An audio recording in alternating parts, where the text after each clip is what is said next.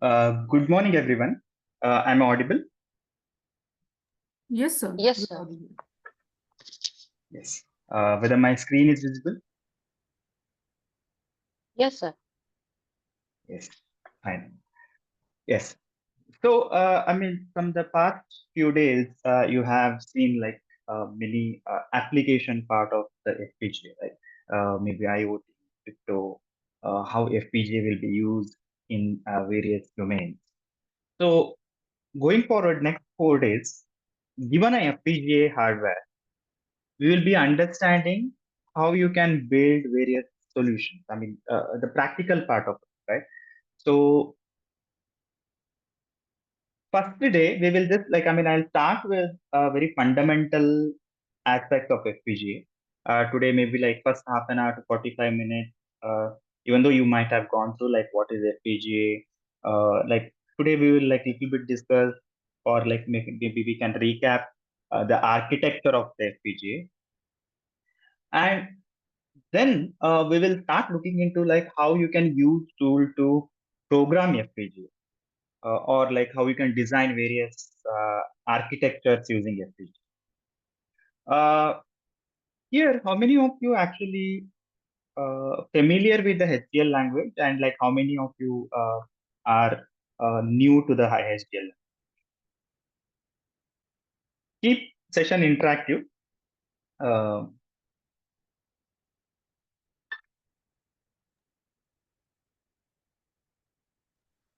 Sir, I know Verilog. okay, you know very lot. Yeah, so Okay. others can also tell, or they can write down in the chat box whether they are Yes. familiar or they are new to this technology. Yeah, many are like knowing Verilog. So today, what we will do, see, like as a FPGA, right? We can either program using VHDL or Verilog.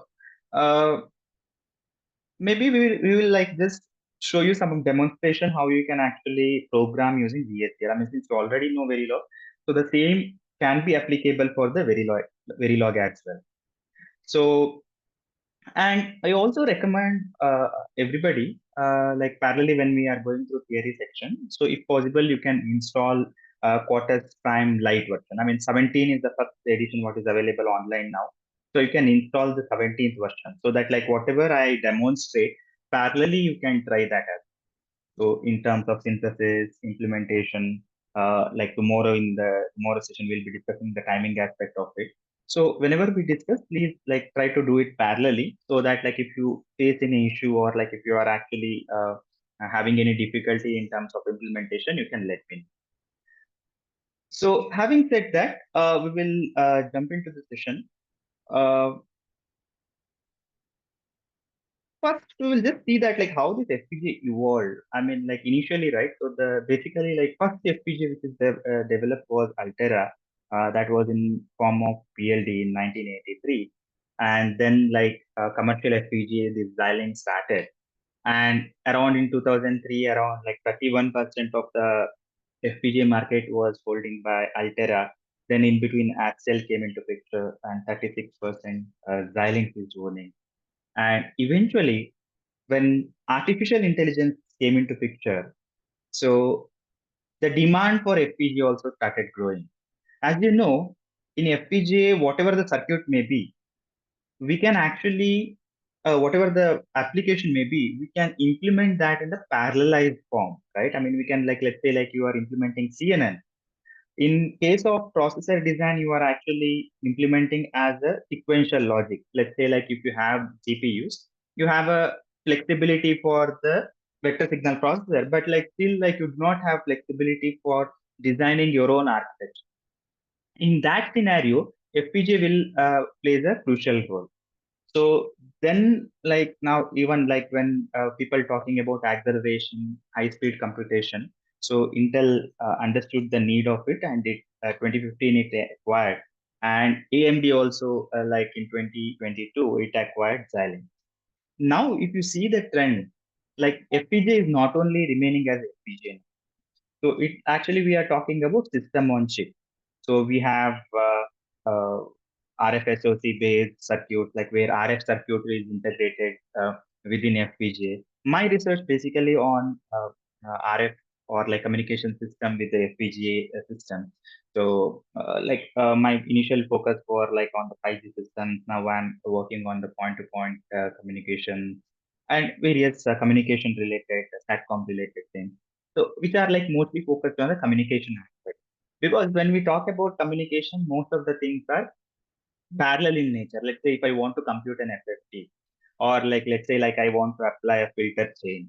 So I do not have flexibility to like let's say now 5G we talk about gigabits per second. I do not have flexibility to go for the sequential based processing. Everything should happen in the parallel way. Let's say like one bit I'm processing, like I'm one bit is in the FFT chain or like in the filter chain.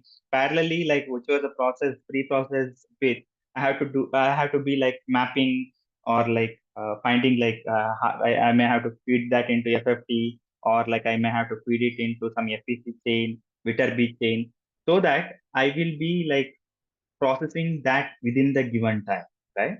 So that is where like this FPGA will come into picture. So main applications. Oh, I mean, many people have this misconception. I mean, especially when I talk to academia, uh, many people will think this FPGA is like used only in the prototyping area, right? I mean, that is true. I mean, like I can say like what 40% or like 30% of the FPGAs are used for prototyping. Let's say like any of the IC, it has to go to fabrication, right? So before fabrication, we put it into FPGA and see what is the functionality, because the fabrication process is costly, right? Like let's say like if you want to fabricate a simple RISC-V processor, maybe it can be 4-bit RISC-V processor. If you want to fabricate, like TSMC, one build itself it takes around 2 crores, right? So, but before that, like I mean, like if you want to see the functionality of like how it is behaving in simulation, you can see. But when it is implemented on the hardware, how it is behaving, if you want to see, one way is like after fabrication, by after spending that much amount. But if you want to see it before that itself, like whatever the RTL you have written, the Verilog code you have written, or VHDL code you have written, is it functionally working in the hardware itself? So one way is the FPGA. So there are like various platforms, like especially the Synopsys platforms are like the Zibo is one of the emulation platforms, where actually they have large number of FPGA connected together, and they put like whole thing into whole RTL into FPGA, and they see that like what kind of functionalities it is performing. So that is like the fourth point, what you see, the application specific integrated circuit prototyping, ASIC prototyping. Like many companies like Samsung, it can be Qualcomm, or it can be NXP, many roles which who are working on the prototyping and emulation part of it. Like whatever the ASIC they do, everything they put it on the FPGA or prototyping platform, and they see whether it is working or not. So that is a major application.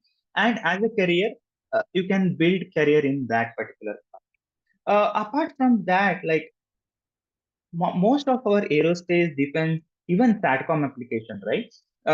Those are working with the FPGA, especially for their application. Like, I mean, let's say any of the missile, tanks, or satellite, right? So these are actually works on FPGA based solutions only, because ASIC is something like it is viable when you have mass production. Like, let's say your mobile communication itself.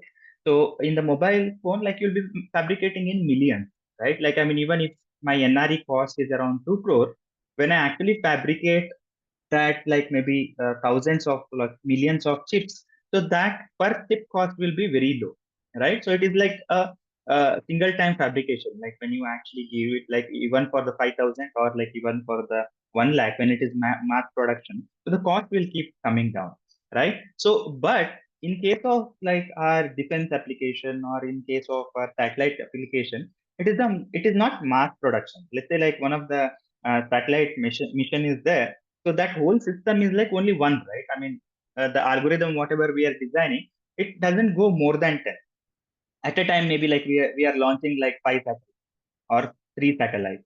So in that case, like we cannot build a ASIC for that particular application, because it is like not in the mass production way, right? So for such scenarios, we have to go for the FPGA one, right? So in, let's say, like in a Mars moon mission, right? So there is like a single particular application. We don't have more than like 2 to 3 production units. So for that, we have to go for FPGA based solutions. Okay. Uh, Nowadays, like especially in the artificial intelligence and data centers, like if you Google like the Bing search engine, they actually like in backend they're running FPGA to accelerate their search process. So these kind of applications, right? So that given boost to this FPGA market. Now, a lot of other players also have come into picture. Like recently, I was talking to a few startups. So, like many startups, like Acron, they are also one of the startups where they actually build chiplet-based FPGA fabric. There are Acronics is one of the startup, and Apple was one of the startup. I think it is recently acquired by some other company. So many startups are trying on this and FPGA, building their own FPGA. And there is actually a program called Open FPGA program where actually you can build your own FPGA. And like if you are capable of fabricating that FPGA, you can fabricate your own FPGA as well. So these kind of applications and this kind of potential this FPGA is holding, right? So coming to automotive, like all autonomous vehicles, what we say, we need to accelerate the whole thing, right? Radar and lidar. FPGA plays major role in that. Coming to what is FPGA, right? So this like what are the image, what I have put it in the left hand side, that is a very simplified image I can see. It is not the detailed image. Like if you want to very simplify and a very basic FPGA, maybe like PLDs, what we used to get in the early days. So that kind of FPGAs, right? So that may hold these many blocks. But now FPGA has become so complex. Like even you have your 5G chain, DPD, you have CFR, many multiple complex chains are there in the FPGA. But this is a very basic block. So FPGA you can think of like a Lego, right? I mean, where you have various blocks, you can build various structures or various application using a given block, right? So the same way, the fundamental block available in FPGA is configurable logic, CLB. So CLB is the basic block where you can create any of the circuit. Okay. Uh, by stacking multiple CLBs, we are building the complex circuit. And given one CLB, it has its own limitation, right? I mean, it doesn't like when I say CLB, it has like limited gates I can implement. So such hundreds of CLBs are connected together, hundreds or millions of CLBs. So let's say like any FPGA data sheet if you open. So if you best example is you can search something called 7 series FPGA selection guide in the Google. So if you go to that page, you will see that like various FPGA parts which are uh, categorized based on the available resources and available IOs, right? So I mean certain FPGAs will be like having some 100K lookup table or CLBs, or I can say like some millions of registers in the sense flip flops. So then we will have something called DSP slices, which we'll be looking in the next slide. So these kind of resources, based on that, they categorize which FPGA you want. So I cannot say that like I mean like I'll go with something like okay, I have a small application. Let me consider some 1 million lookup table FPGA. I cannot say that because uh, whenever actually I choose bigger and bigger FPGA, my power consumption is keep going higher and higher, and the area to accommodate that also going higher and higher. As you know, in VLSI, we have to always play with area, power, and what timing, right? So whenever I am choosing a particular FPGA, I have to be very careful in choosing which FPGA I have to choose, right? So let's say like I have a particular resource estimation for for a particular application. Let's say I'm designing one Kalman filter. So in that particular filter, let's say like I need some 1,000 LUTs, right? So then even like small FPGA like Max 10 with the 8K lookup table is sufficient to accommodate that, right? So that whole thing maybe like at the max I can 10 centimeter cross and even lesser than like 5 centimeter cross 5 centimeter board I can accommodate that FPGA and build my solution. But let's say like you want to build some PCI Express based accelerator, then you need a larger FPGA. It is like not small FPGA will be able to accommodate that kind of heavy application. Then I may have to go for Vertex Ultra Scale or in Intel Aria or like you have Agilex based FPGA. So we go for very high speed FPGA. Depending on what kind of application I need, how many resources, how many lookup table, how many logic gates I have, right? Based on that, I choose FPGA. That is one important part. So the first thing as a FPGA designer, right?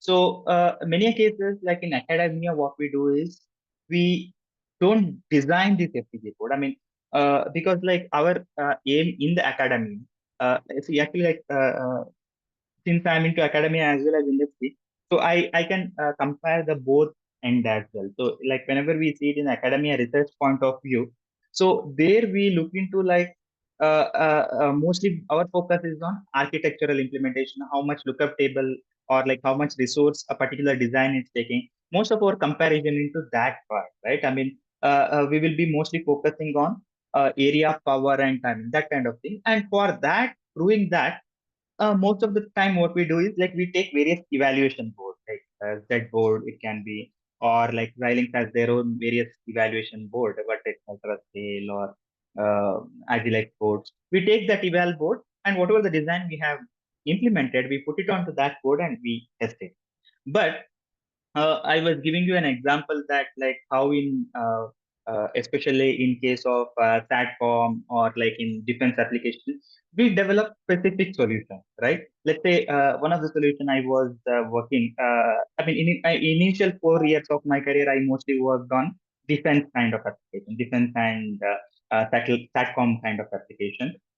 So in that scenario, what I was doing is like, I mean, our application was something like we have to develop from the board design till the product which is completely assembled and till deployment in the mission wherever it can be like it can be a particular defense application or satcom application.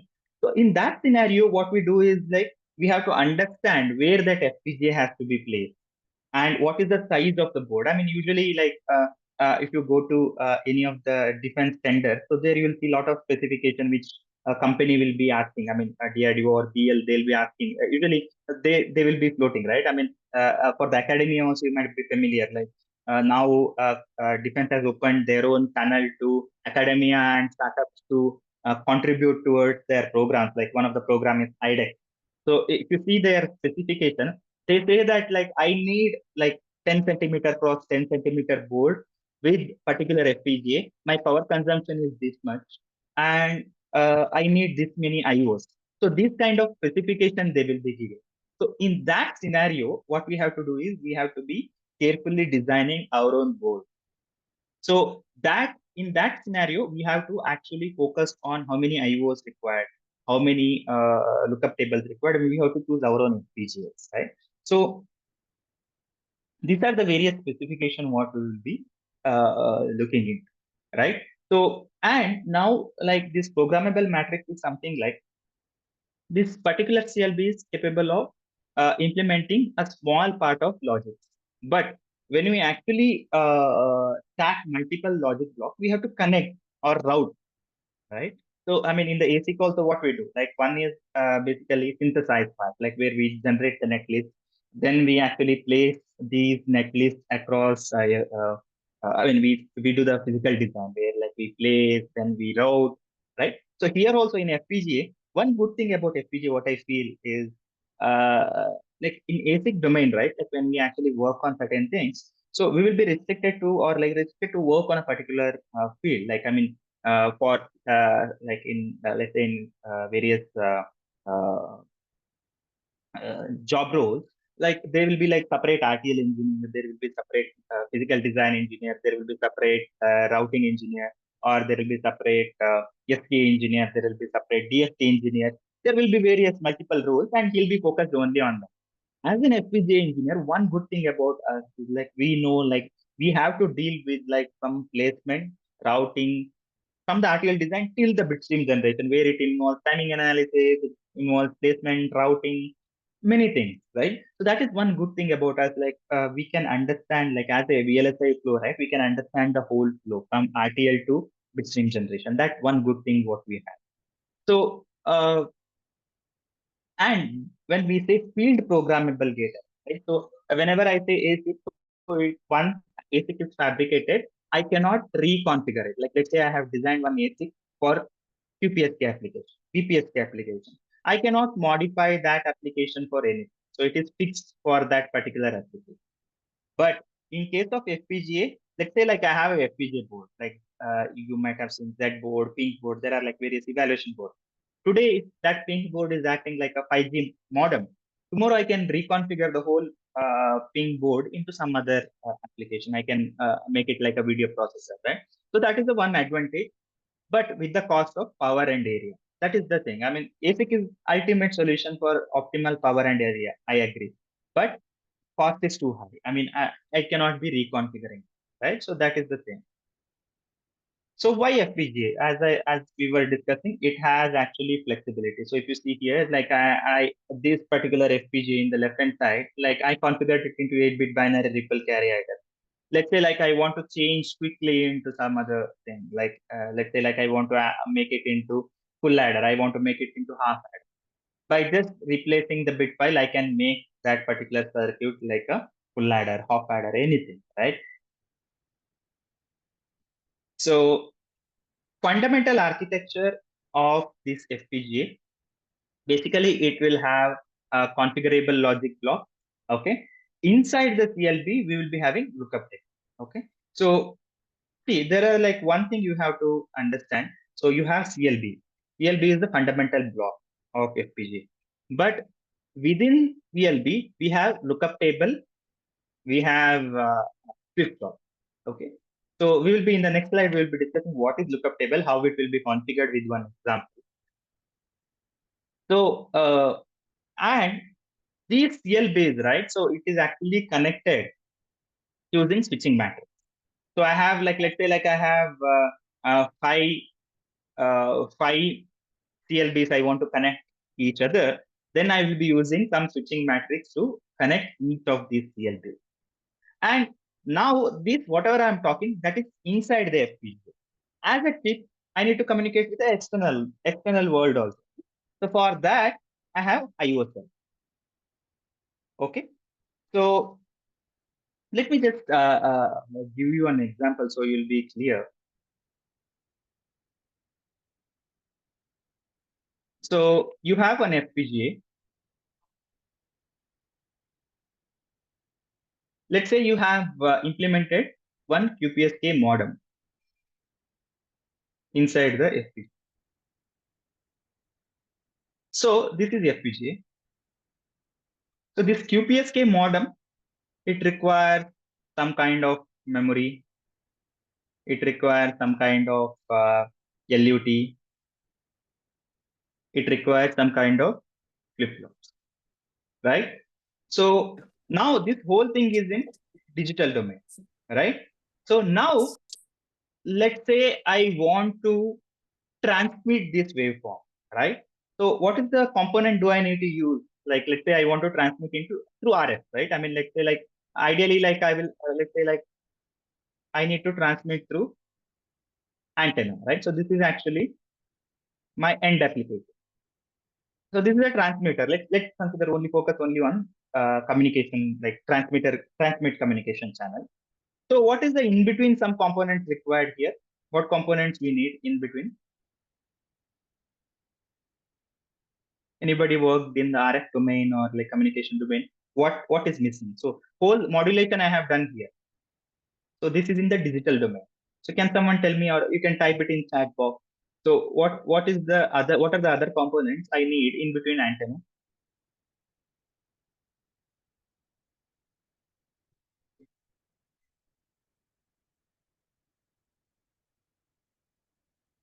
Be interactive.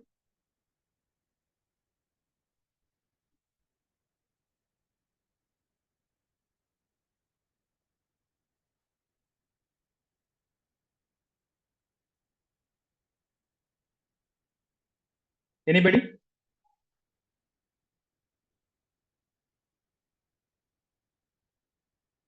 We need ADC, right?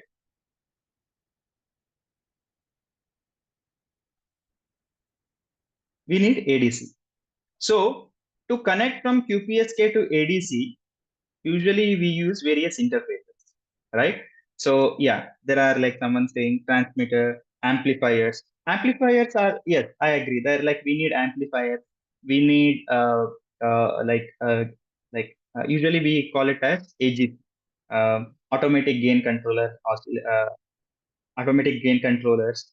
We will have some kind of mixers for RF. That is thing. I mean that is the RF. But immediate interface what we have is actually ADC.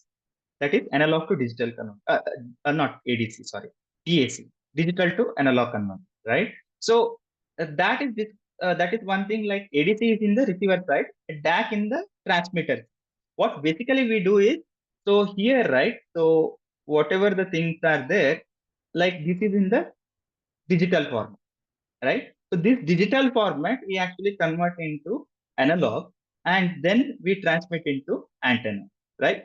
So now this interface here, that is controlled by IO block,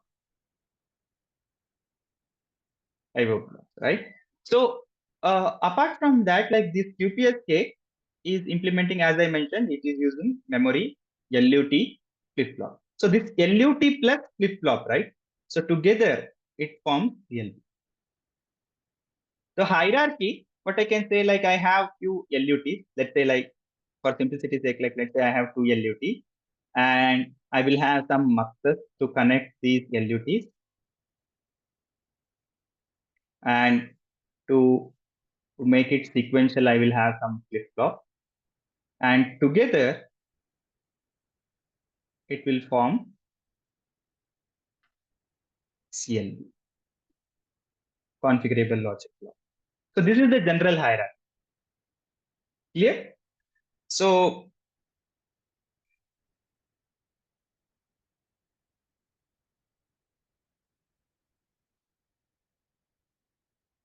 we have switching matrix, IO cells, configurable logic block. So not only this, so apart from that, right? So we will have block ramps, that is for storage. We have DSP slices. We have like hard cores, like PCI blocks. We will have processor block, that is hardcore. Like especially the Zinc SoC, they have their own ARM processor.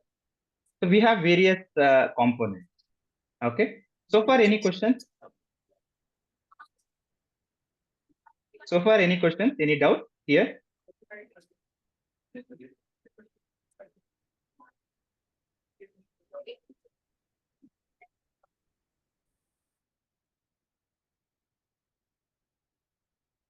Okay. So if not, like let's dive deep into like how this LUT is configured. Okay. Generally, any of the logic in the FPGA that will be configured, like fundamental block, very basic block in the FPGA is lookup table. Right. So let's say I have one logic AND gate.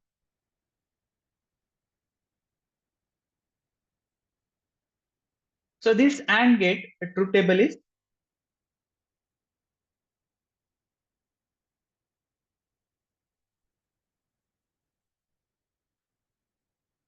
this one, right? So now this AND gate, I want to implement using lookup table, right? So lookup tables are nothing but a memory. Okay. So you will have one memory, and the depth of this memory is 4. Let's say it is 4. How many address lines I need to address these 4 locations? How many address line I need to address these 4 locations? I have a memory, each of single bit, depth is 4 bit. How many address line do I need?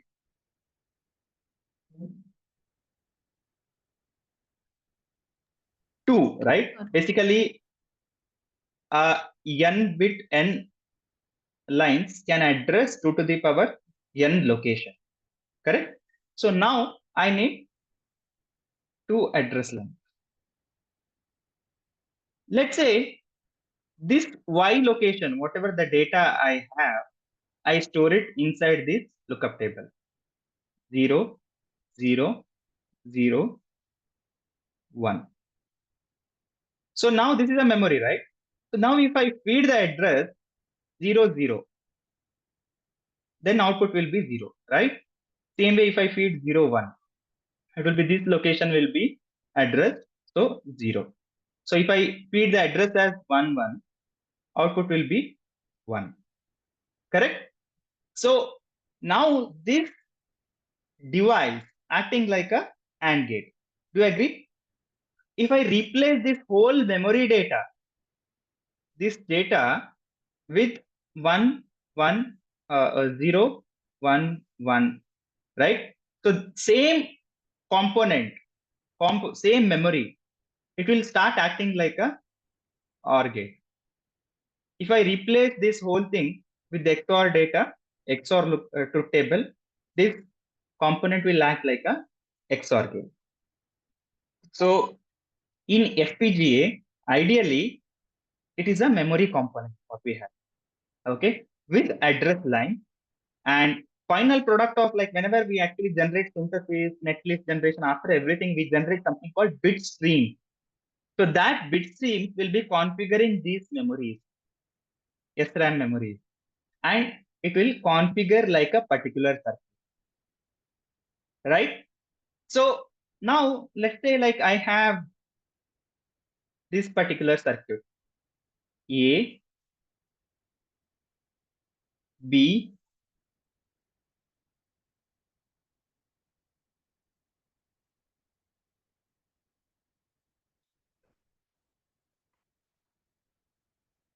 this is Y. This is my circuit. Now, how many lookup table do you think I need to implement this?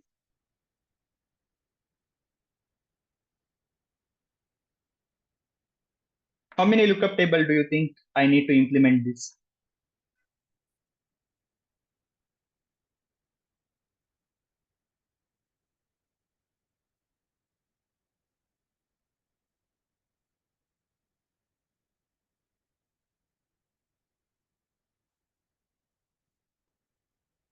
Please be interactive. One answer is 2. If you are saying 4, if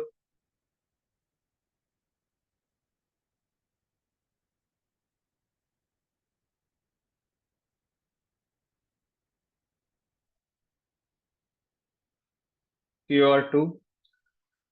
Please be interactive. I mean, I know that is these are like professors crowd, so I expect more interaction because like you two expect like when your students to be interactive, right?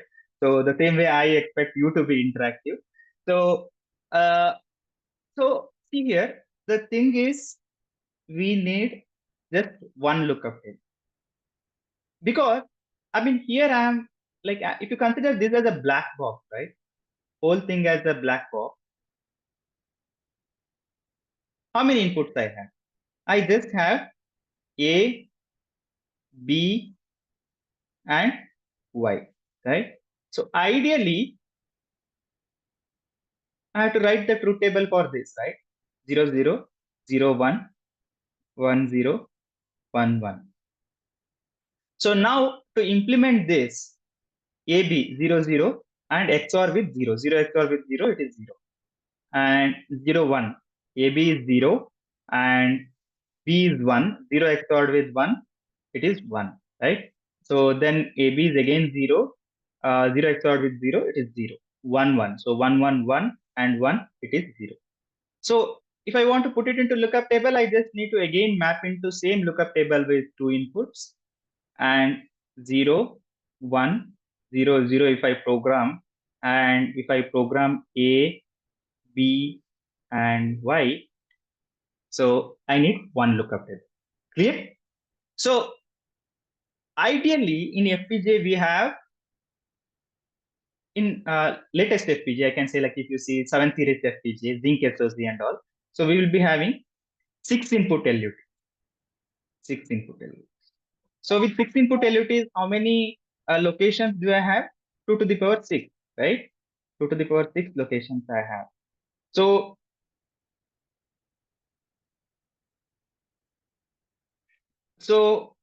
basically, here, like 2 to the power 6 locations I have, any 6 input function, any complex 6 input function, I can implement using one lookup table. All right. So that is the funda. And somebody in chat saying one XOR. So this part, it is not a straight away XOR. Okay. So because like we have this, right? So both are 1, 0, it is 0. And here we have 0, right? So 0 XOR with 0, it is 0. So that way, it is not straight away XOR. Okay. So this is whole circuit. That is why it is 0. So any circuit, any complex circuit, I can bring it down to bit streams or truth tables and map into FPGA. That is a whole fundamental idea. Okay. So that is one aspect. Now, you might have question like, I mean, now I have implemented 2 input function or like 6 input function. Let's say you have a 7 input function. Okay. So 7 input function, how do I implement that? Any guess how we can implement that 7 input function? So in Xilinx based FPGA or in Altera based FPGA also, latest FPGA, we will have 6 input function. 6 input function. 6 input lookup table. So here, one thing you have to keep in mind, right? Maybe n number of inputs, right? Any number of inputs, any number of gates. Let's say 1000 gates, 2000 gates. That gates doesn't matter for the FPGA. So that will optimize number of input matter. Okay. So that whole thing will bring it down to truth table and map into lookup table. Okay. So now 7 input lookup table, 7 input, 7 input function. Yes, you are right. So we have to use 2 lookup tables. But how to cascade some? Can you tell me how to cascade this? You are right, because you like every bit addition, right? It doubles the number of location doubles. You are right. So now, like if 2 to the power 6, 256 locations were there. Now when I actually make it like a 7 input function, now from 256 it goes to 512. So I need 2 lookup table. I agree. That is correct. So now how to cascade it? I need to cascade this, right? Do I need to use another lookup table for cascading it? Make it like a mux, or how it is?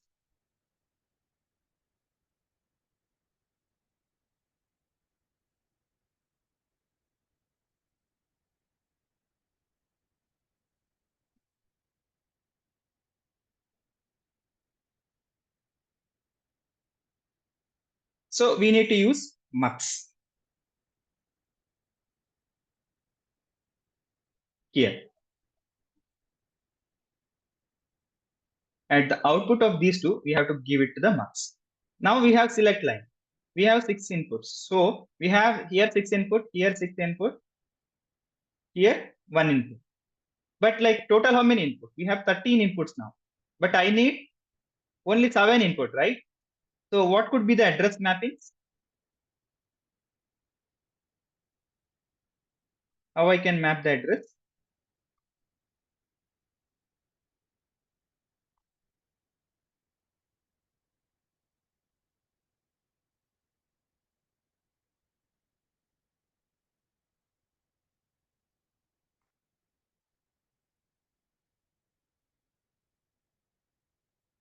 Can someone tell me address mappings?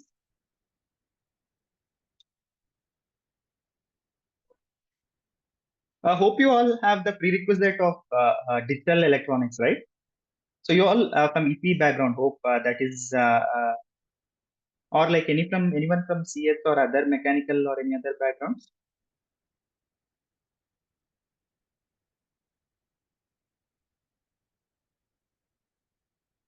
Okay. So here we have two 6-input LUTs and 7 we have here. So like if I say A0 to A7, right? So A7 to A1, I have to map it here. And same A7 to A1, I have to map it here. Or like reverse way also fine. Like A0 to A6, I can map it here. A0 to A6, I have to map it here. MSB, I have to map it. Like A7, I have to map it here.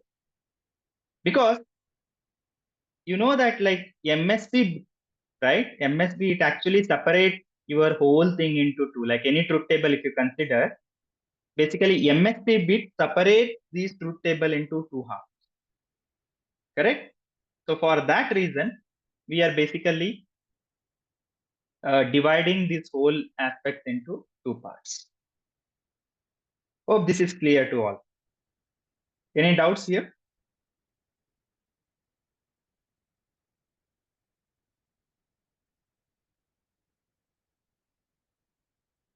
Okay.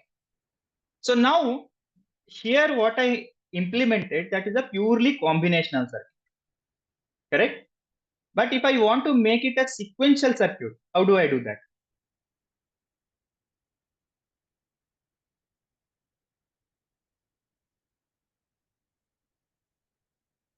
If I want to make this as a sequential circuit,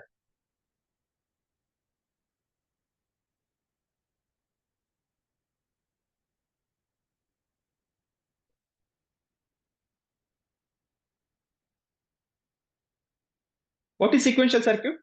I need to have a flip-flop, right? So let's say I have AND gate. Many mentioned that like you all familiar with Verilog. So with respect to Verilog itself, let me give you an example.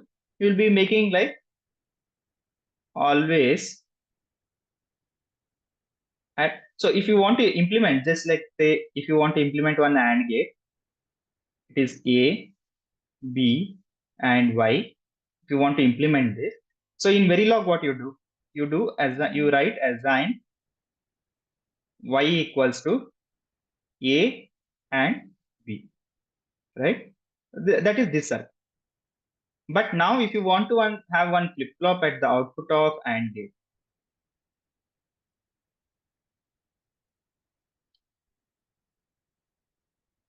then in Verilog code, what you do? Always at pause edge of clock, what you do? Y equals to A and B. This is the scenario what you write, correct? Now, here, this AND gate I implement using lookup table. But now I need this flip-flop also, right? So for that, inside the CLB, right? Inside the CLB, we have flip-flops. Inside the CLB, we will have flip-flops. So this lookup table, what I mentioned, so this lookup table output will be mux. Okay, there will be one mux. So let me just show you exact structure of that itself in the PPT. So you can see here, like let's say 4 input LUT is there. You have data output. This output, right? It will be mux. So let's say you want a combinational circuit, right? If it is a combinational circuit,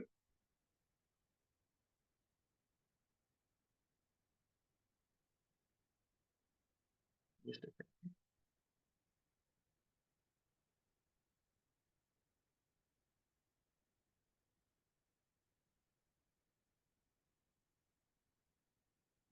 So let's say it's a combinational circuit, then it is going to choose this part, right?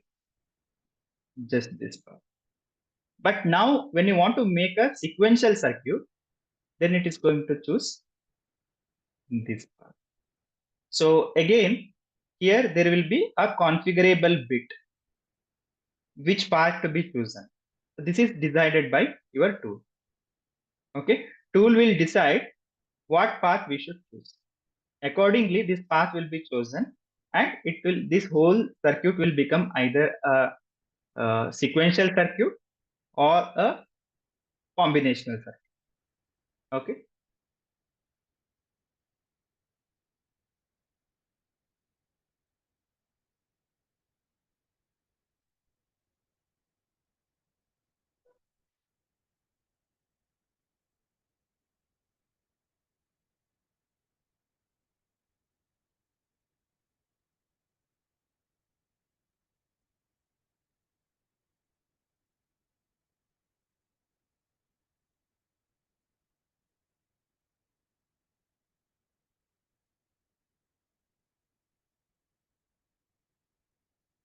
Just a second. Let me clear the screen.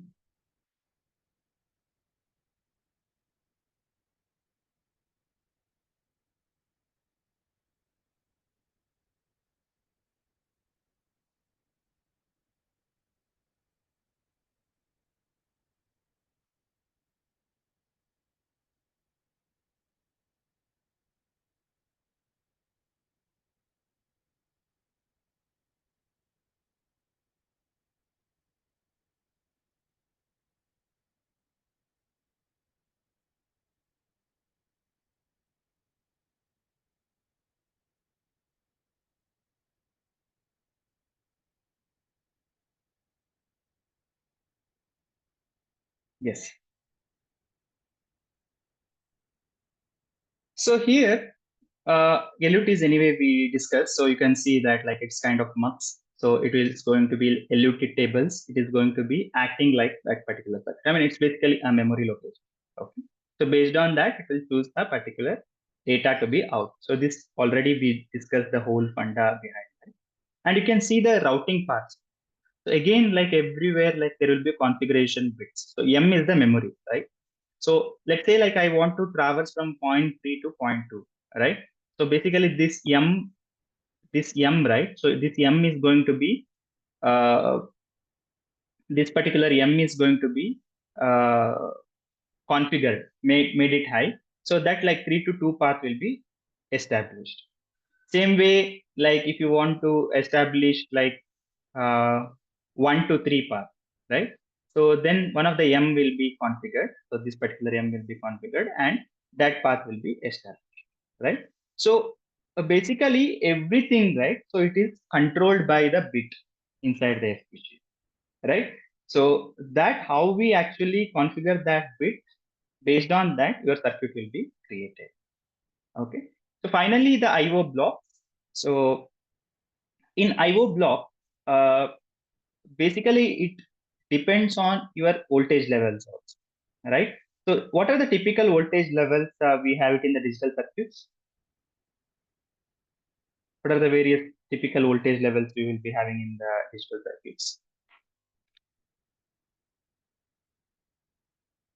We will have 3.3, 1.8, right? And like we will have CMOS, TTL, LVDS, differential, right? So all these things are actually controlled by these IO blocks. You will also have some serializer, deserializer, especially for high speed circuit. So, so this particular IO block we control using something called XDC file in FPGA. So we XDC in Xilinx based FPGA, that we call it as Xilinx design constraint file. And in case of Altera based FPGA, we call it as SDC, Synopsys design constraint. Okay. Based on that, accordingly, we configure each of the IO blocks.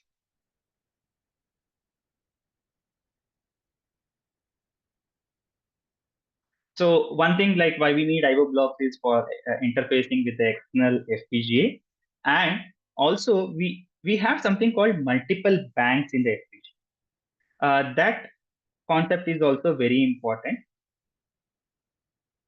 So in a sense, like let's say in a circuit, in a hardware board, right, we will not have all the ICs with the same voltage levels. Let's say you have one clock which is of 3.3 voltage, you have one ADC which is of like 1.8 or 3.3. Usually this DDR, LPDDR, that comes with around 0.9 voltage, right? So you have multiple IOs, like thousands of IOs will be there, depends on the FPGA what you choose, or it starts from few tens of IOs also. So in the FPGA we have concept of banks. So using that, a set of IOs, let's say like first 100 IO I can configure like 3.3 volts. Next 100 IOs I can configure as uh, 1.8 or zero point 0.9 volts, right? And first few IOs I can configure it as a differential, and few IOs I can configure as a single ended. But how do I configure?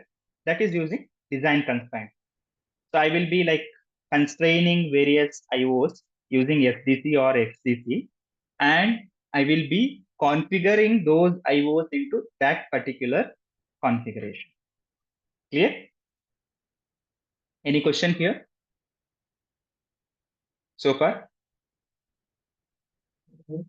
So far clear, right?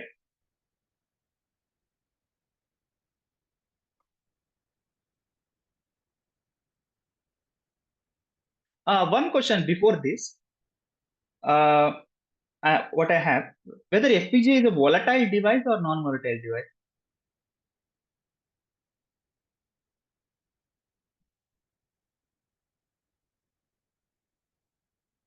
Whether FPGA is a volatile device or non-volatile device.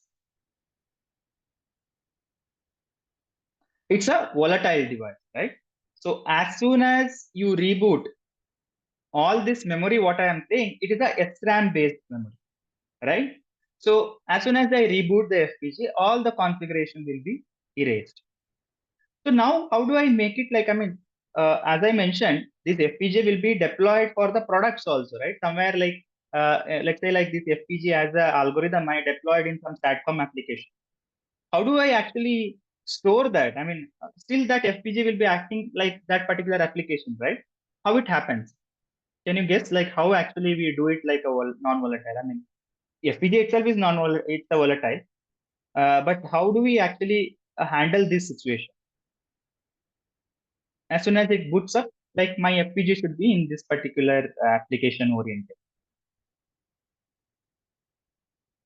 How do I handle that?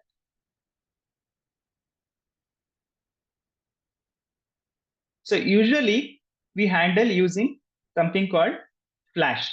Okay, we will have flash memories. So all our bit files will be stored in the flash memory. So as soon as the FPGA boots up, so there will be some boot time.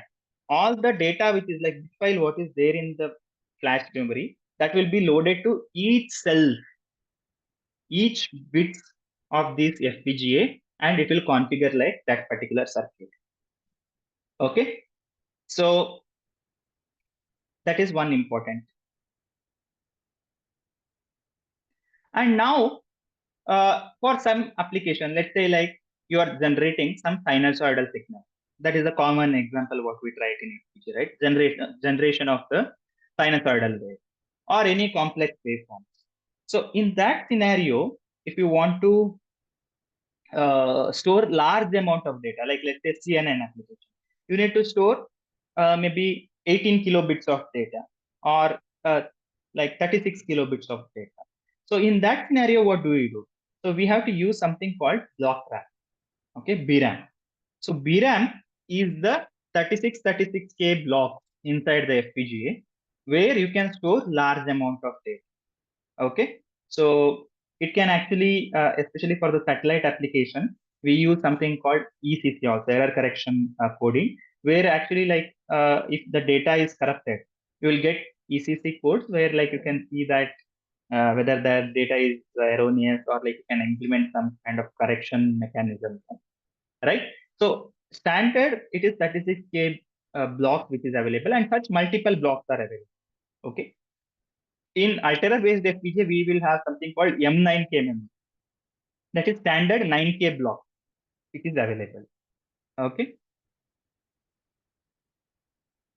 And as you know, like simple logic, you can control with lookup table. But let's say like you have some arithmetic operation.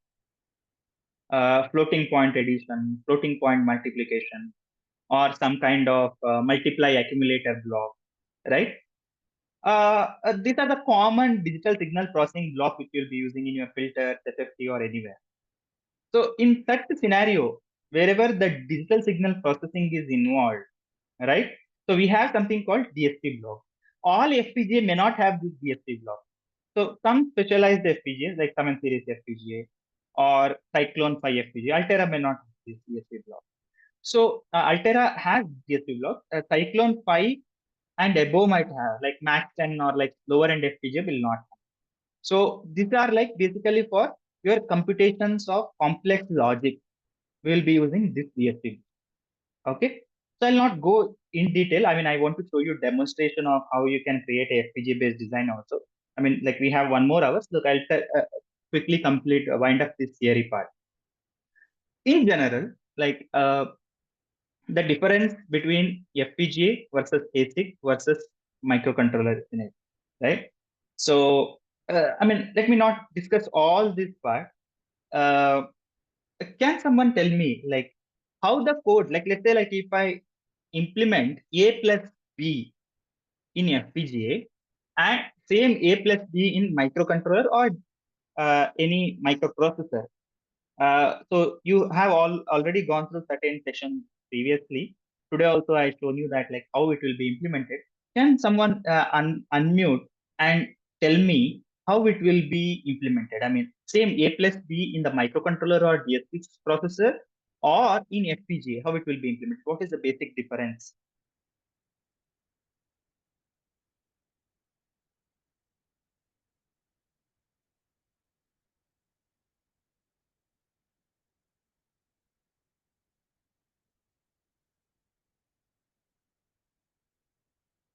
Hope mic access is there for everyone, right? You can unmute and speak. A simple A plus B, how it will be implemented in FPGA and how it will be implemented in microcontroller. Can someone unmute and tell me quickly? On an FPGA, hello. Yes, yes, sir. Tell me. On an FPGA, we basically write a VHDL program, download it, and then it becomes that. And on a microcontroller, we are programming it using memory locations, data registers, move A, comma B, all those things we start using and start writing it. The programming. Yeah, yeah, that is programming perspective, but in terms of execution point of view, how it will be done?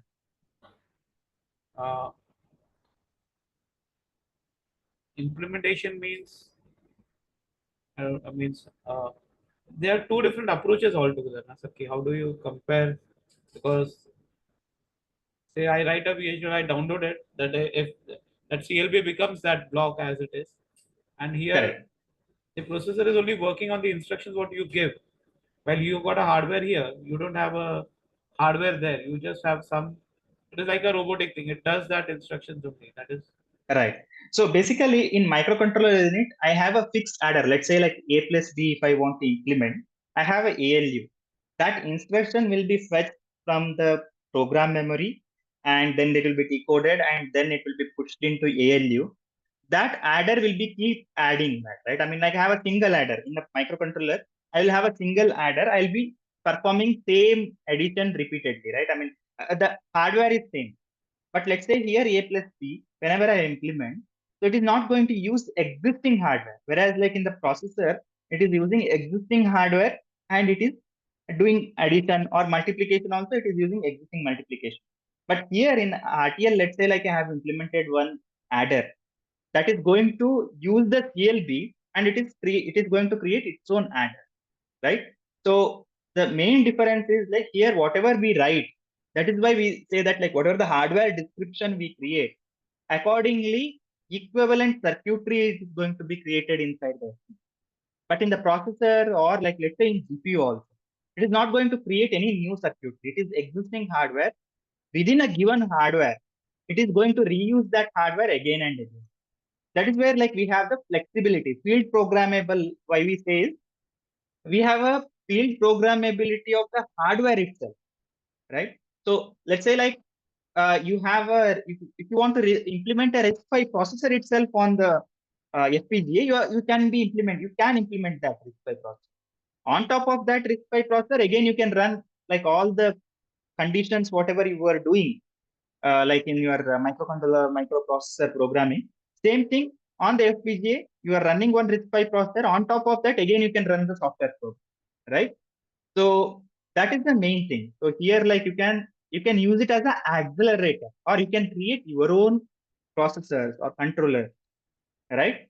So, and one more thing, uh, like yesterday I was discussing with team also, like uh, recently that RISC-V challenge challenge they have released, like C2S, that is again on top of it. So if anyone, like any of your students interested, please let us know also, like we can mentor, like I mean in terms of how to implement that part, how to any application oriented thing, how to frame that proposals and all. So I think like it is majorly for PhD students, research scholars, and BTech students. So you can apply that. I mean, I think like they are going to give like a seed fund of 1 lakh, 1 lakh. I think around up to 3 lakh they are going to give the seed fund. So please do try this kind of thing. This is like really interesting thing, and it will be a good exposures for the students and research scholars. So if anybody interested, you do let us know also. We can help you in like uh, mentoring that.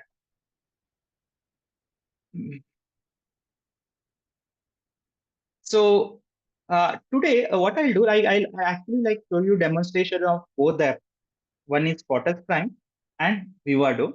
In the Quartus Prime, we have hardware also. At Anmaya Technology, we developed our own hardware as well, which is Altera based. So that approach also I will follow. Also, I can actually demonstrate you the basic Vivado approach. Quickly, we will start with the Altera approach. Then we will come back to Waterstone. Okay. Let me just open the Waterstone. So hope you all downloaded Waterstone or Vivado. I mean, whichever is comfortable and whichever the thing you are using it in for your academic purpose or in your lab, right? You can just open that.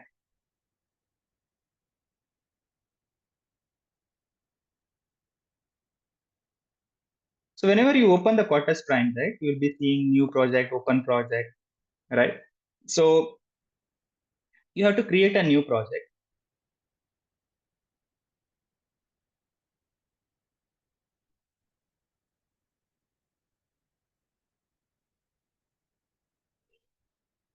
So click next. Let me store it in desktop. You need to choose where it has to be stored.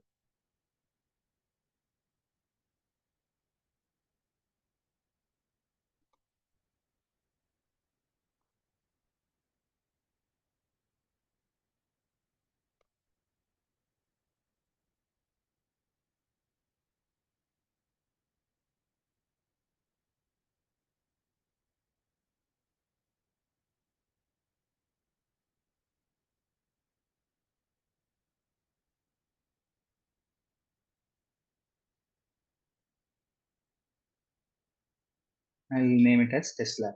So one thing, whenever you create these project names or directory, right? So don't give any space in the folder names or like any paths, especially these tools, right? Like, I mean, not this particular part. Like post this, like if you are working on the hardware software co-design kind of application where like you have to instantiate some microprocessor in FPGA and you have to run some software on top of that. So usually it uses in the background, it uses WS, Windows Subsystem for Linux. So in that scenarios, if you give the spaces in the path, right, so it doesn't work. So it is very important not to give any space in the folder path or like in any folder names. So create empty project. If you have any Verilog files or VSDL file, you can add it here. But like when you are creating from fresh, you need not add anything. And here you have to choose what is the part number you are using. Okay. So let me just show you that like what is the part number of our board what we are using.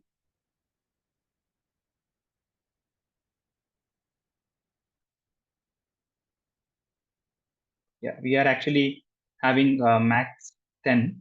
Like it's an academic board what we are using. So first you have to choose Max 10. M08 DF. This you can use. Okay, or like I think.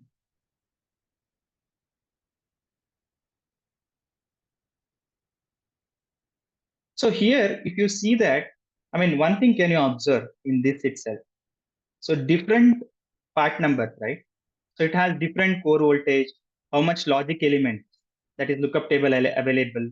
You can see how many IOs available, right? Like 101, 1110, 56, right? So different IOs available, you can see how many embedded multiplier blocks are available, how many PLLs available, how many global clocks available, and what is the memory size available, right? In some of the FPGAs, we will also have ADCs. You can see ADCs, and some FPGAs also will have temperature sensor. So based on that, right? Usually, I mean, it is in the design stage. I mean, once you have a FPGA board, you do not have a flexibility to choose any other FPGA.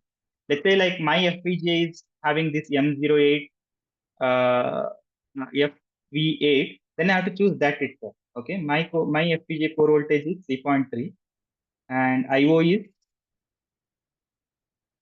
101 M08. Yeah, DAF, this part. Okay, 250. So this is my part what I have.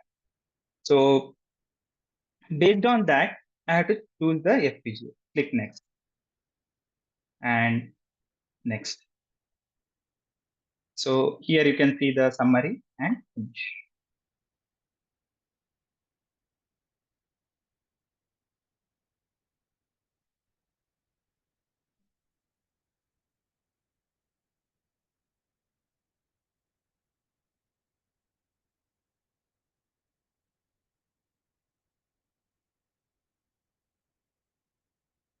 So once this is created, you can right click, or like you can go to the file, new, VHDL file, click OK.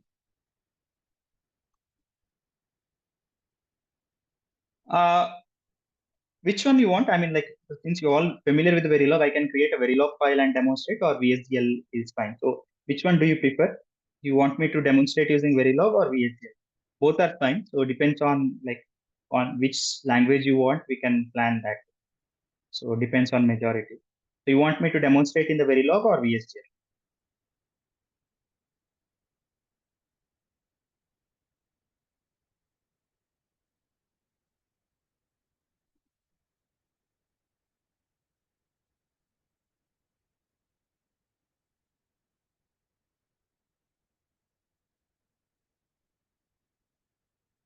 Okay, many are saying Verilog. So we shall go with the Verilog. Okay. And one question in the chat, like why core voltage is not 5 volt or no? So these are actually CMOS based logic. 5 volt is like a like TTL kind of. So majorly like we go with 3.3, 1.8 CMOS logic.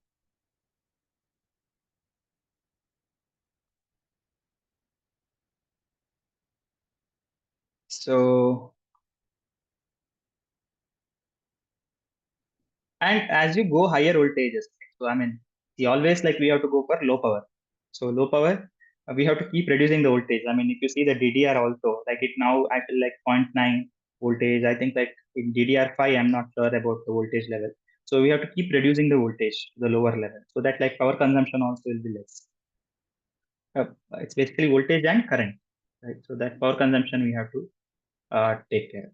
So now, let's say like this is a Verilog file what I have created. So I'll just create and gate and test.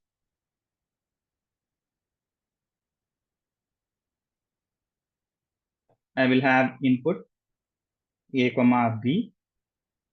Hope text is visible to you all, and output Y.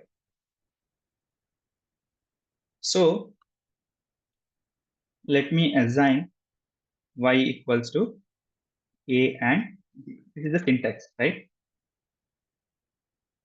End module. So this is the Verilog code.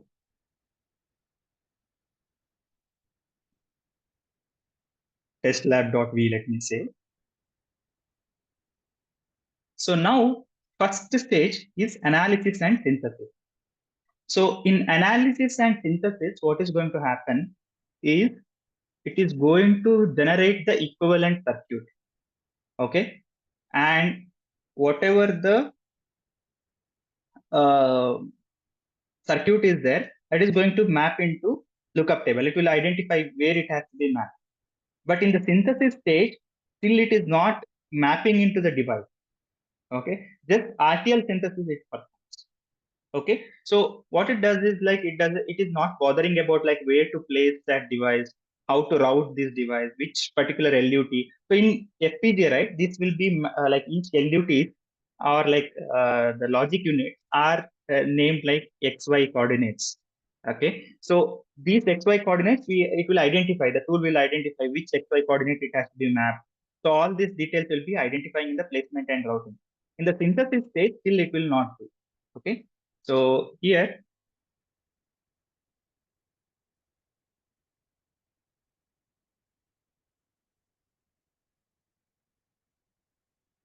first let me run the synthesis.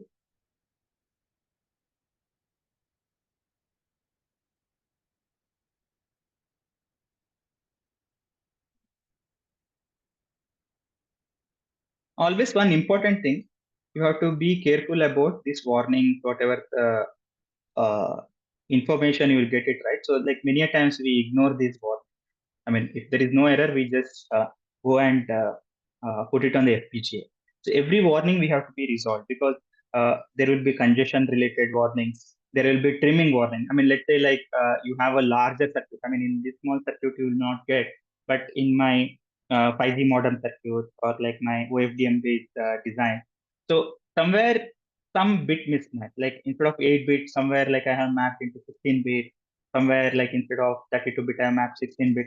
So rest of the 16-bit is trimming, right? So that will be missed somewhere. I mean, in the VSGL, usually that kind of errors it is going to highlight. So that is why in defense and space, so especially they prefer VSGL over Verilog because that is that will suggest like all these errors.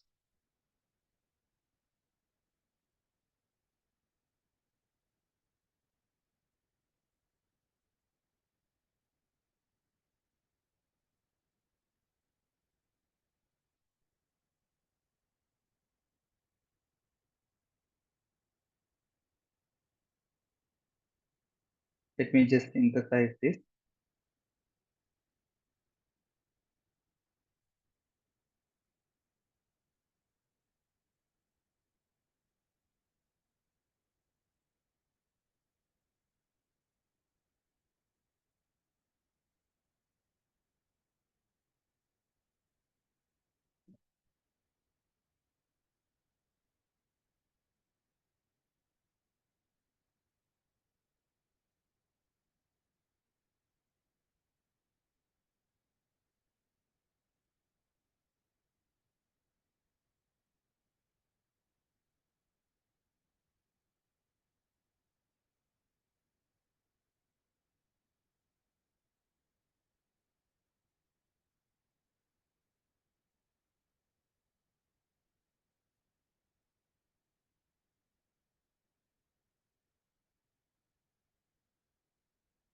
So usually this FPGA synthesis, right? So that is I mean, like this depends on like your processing power also. So like usually like higher end processor, like usually for these kind of things, like we use servers. So usually it takes a lot of time in the larger design. And for the smaller designs, it is fine. But as the design becomes more and more complex, so this becomes complex. So one thing like here, right, first module, always it should match in this test lab. This is what I have created, right? So the top module. So it is saying test lab is undefined, right? So first module always should match. In Vivado, right? So you have flexibility where you can set the top module, right? But in Quarters, you have to match this thing.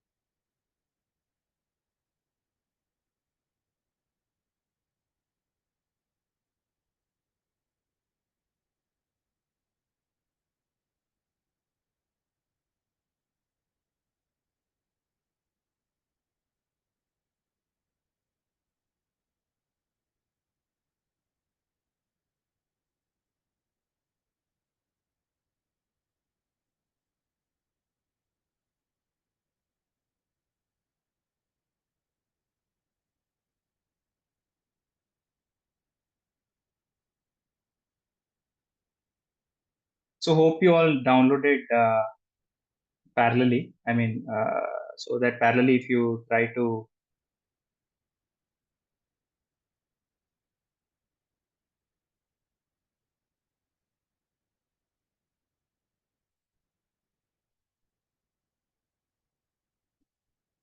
so now you see that like this is synthesis completed, right? So here, like I mean, every stage it matters. So I mean, as a FPGA designer, right? So our goal is not actually to generate the final bit stream. In between, there are various stages. So one important thing is like how much resources, logic resources it has consumed. You can see right now it is consuming one logic element, right? So this kind of analysis we have to do. So far, like we don't have any sequential logic here. So that is where like you can see the register is 0. We are not consuming any register. And total pins it is consuming 3, right? And we haven't used any PLLs or any of the logic, correct?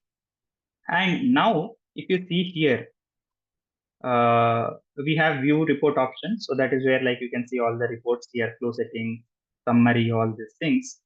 After this, here we have netlist viewer, IO assignment analysis, all these things. So here in the netlist viewer, if you open, you have something called RTL viewer. Okay, if you open that, you're able to see what circuit it has implemented. Whatever the Verilog code you have written, so you can see this AND gate implemented. This is very important. So when your design becomes complex and complex, so you should analyze what kind of circuit is going to be implemented. Okay, but like if you see here, still like it is not actually like mapped into any CLBs or like anything, right? So if you actually open the technology map here,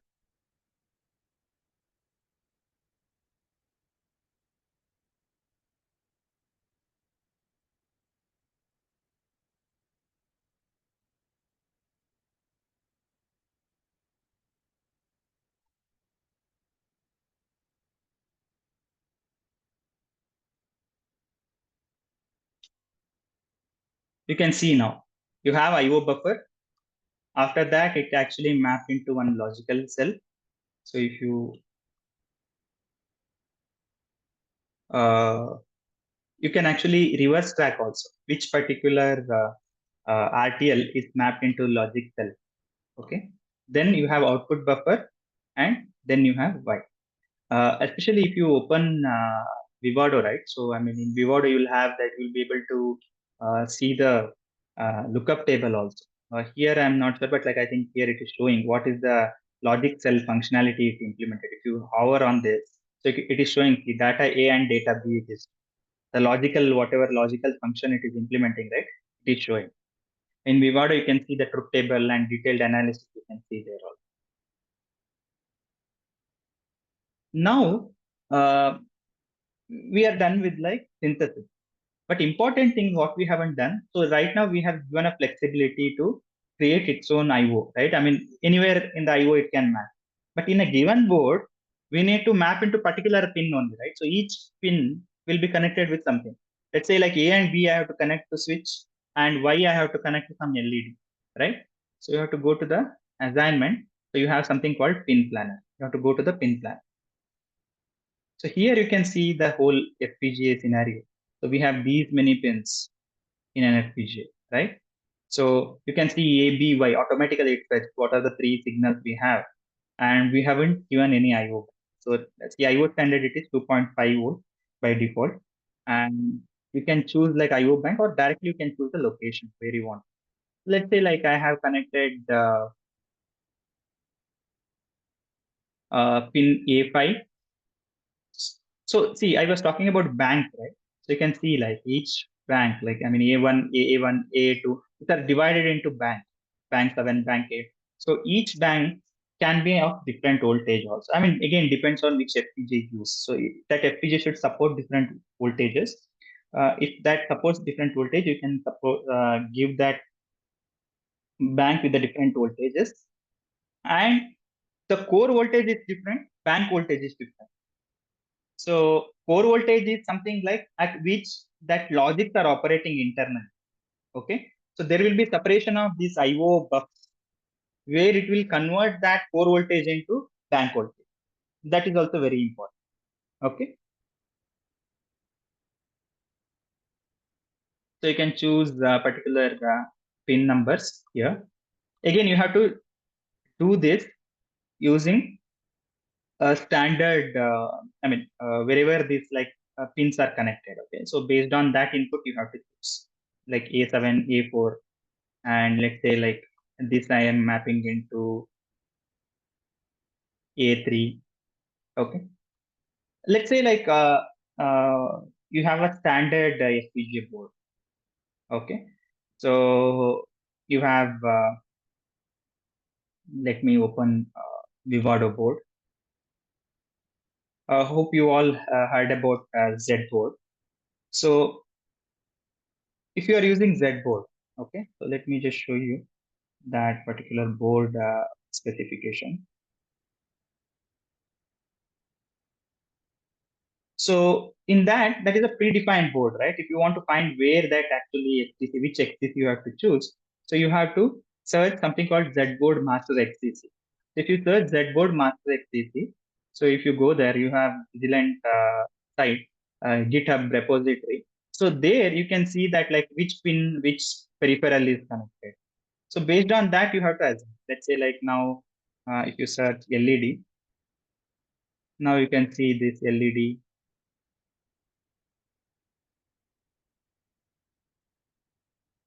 You can see this LED.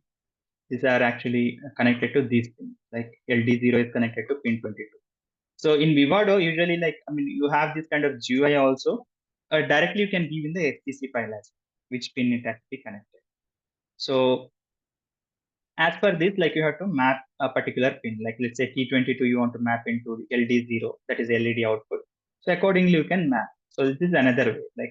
It is a pre-built board. Or like if you have custom boards, according to your custom board, you have to map. Okay. In custom board case, you have to sometimes what you have to do, you have to look into schematic. Okay. So let's say like if I search Z board schematic,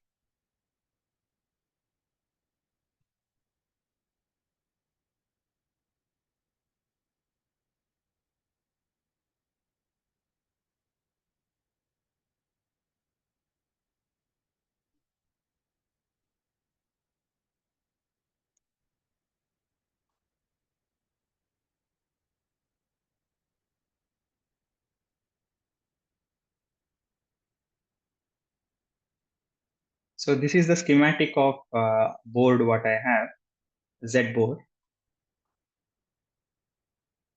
So from here, we have to identify where this is connected. So if you actually search LED, assuming that like you don't have master XCC file and you have designed your own FPGA board.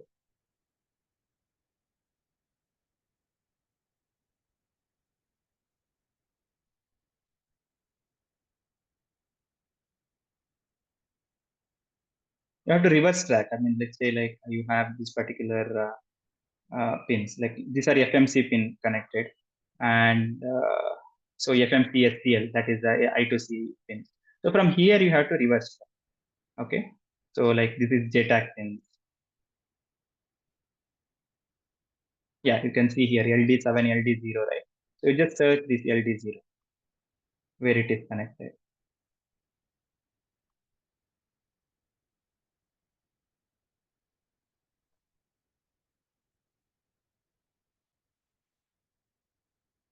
You can see here it is connected to T22. Accordingly, you have to assign. So this is another way how you can find your pin. Okay, one is from the master XDC, which is like from only for standard boards. If you don't have standard boards, you can search like you have designed, like let's say your institute has designed your own board. So in that scenario, we can go with like schematic. From the schematic, you have to find which pin you have connected. So once this is done, you save it. Then now you have to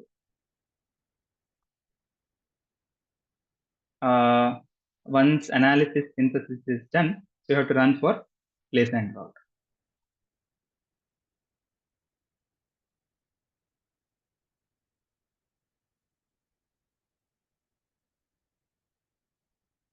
So meanwhile, if you have any questions, please do ask. So it takes another 2-3 minutes to implement. So if you have any questions or queries, please let me know. So far, any doubts with the steps what we carried, or in general, anything related.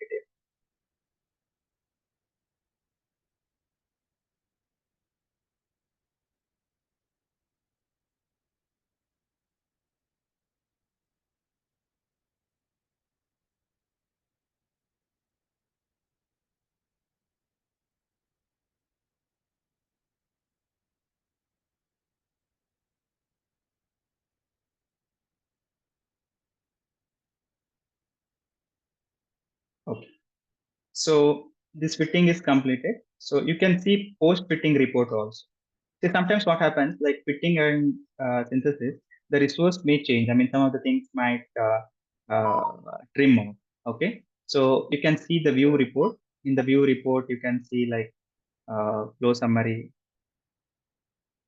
and if you want to set anything, or you can see here, you can see total logic element in the given device, right? So I have 8064. In the synthesis stage, if you remember, it was not showing how many logic resources available, because that was like in general, RTL code, it is converted into your logic element. But now in the fitter and placement, what happens is, which specific to your FPGA, okay? Specific to your FPGA, it is going to create. Okay, so you can see here like 8064 FPGA logic elements are there. Out of that, 2 logic elements it used. It is less than 1. The total pins it used 3. Okay, memory bits 0. You didn't use any memory, so it is less than 0. And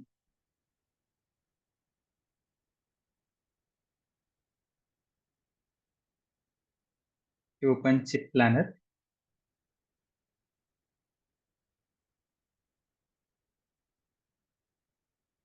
You can see inside chip, right, how it is going to be mapped. So this is your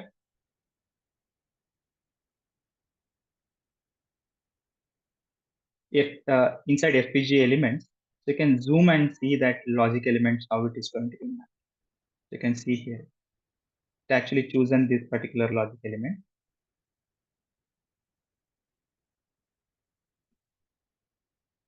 You zoom further,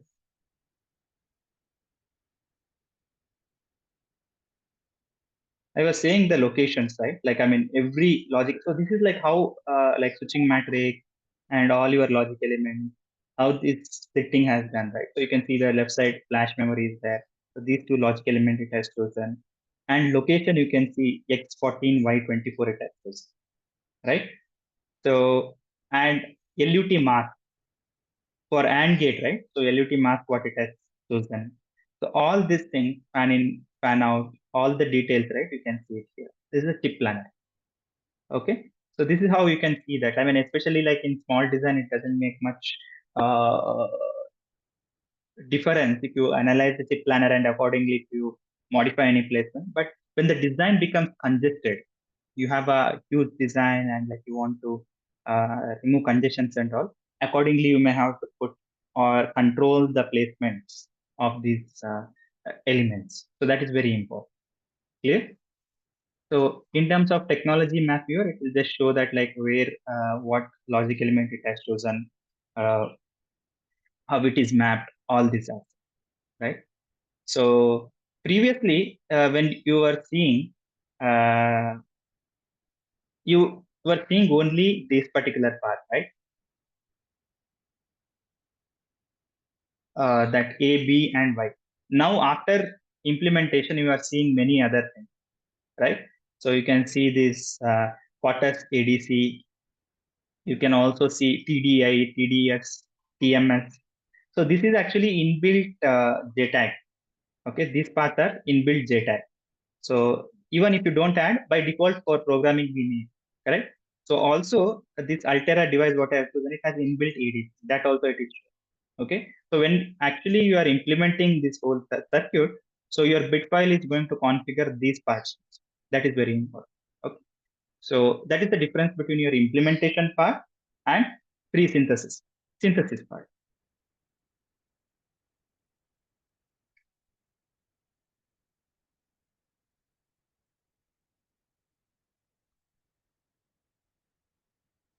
So once that is done, you also need to do the timing analysis. So I mean, tomorrow anyway, we will be talking in detail about these timing aspects. So ideally, this timing analysis, I mean, uh, if you actually face any timing issues, right? I mean, you will be seeing here negative slack, right? So what are the different timing issues you will face? What are the timing issues you will be facing generally in any digital circuit? Can someone tell me?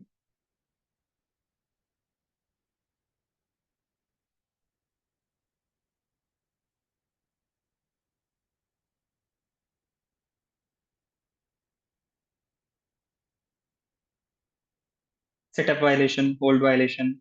Because of that, what happens? You're going to get some kind of metastability issues, right? So if you see here right now, timing quest analyzer, it is showing in red, and mainly like you'll see like which is creating issue. You can see all the paths are creating issue because I haven't added any constraint, right? So I haven't told that like what is the input delay, what is the output delay, and what is the overall clock frequency at what which I'm operating. So because of that, it is saying unconstrained path. So whenever I give the constraint using design constraint, right?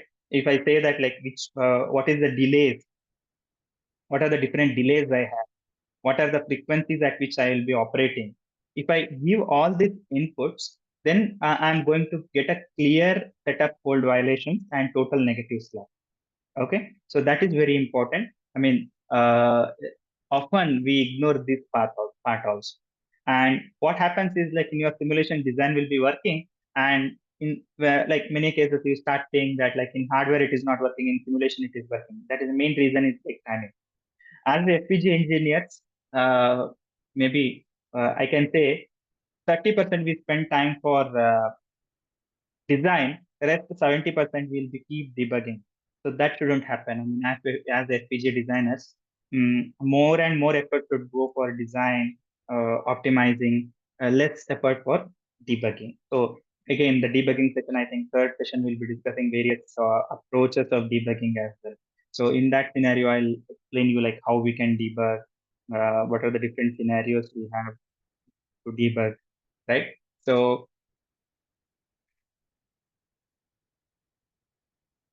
right now there is no timing analysis is done because we haven't given any constraints. So, I mean, this part I will explain tomorrow, like how to give constraints and how to do the timing analysis. What are the different approaches and all. So finally, we have to generate programming file.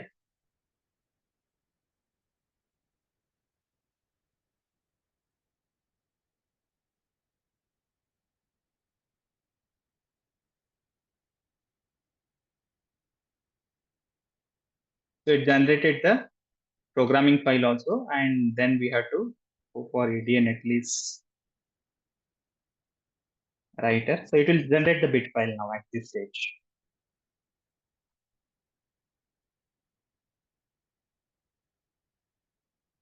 So then program device.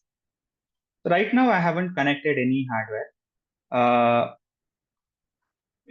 Tomorrow I'll show you that demonstration also by connecting to the hardware as well. But right now let's focus more on like what are the different stages, right? So this particular thing is like flash-based hardware. So as soon as I program this flash, so the whole thing is going to be in flash and like is going to configure that particular thing. So you can see here like ideally as soon as you connect the JTAG, right? So you have to go to the hardware setup and you have to click on add hardware auto detect. So then you will see the hardware here, and then you have to select that particular hardware, and then you will get this start option. Okay, so then you have to program it. Hmm? So this is the whole flow actually. I mean, once from the point like you write the RTL till the point you program to the hardware. Okay, so now I also want to understand from you, like now this is a combination. I want to make sequential, right? So how do I modify this? How do I modify this uh, combinational to sequential? I mean, right now every A and B change, I'm going to get the output, right? So I want to get output of y only at positive edge of the grid. So if I want to make that, so I just want to show you that like how the resource change will happen. I mean, right now it used only one logic element. So how it is going to map into the sequential element, that circuit I would like to show you. So can you just tell me what modifications I have to do here?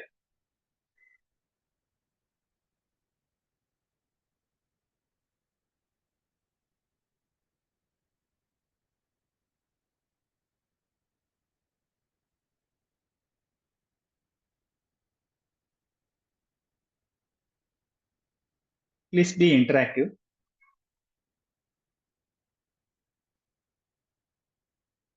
So do I need to change any? Yes, I need to change. I have to add clock also, right? Input clock, right? So here,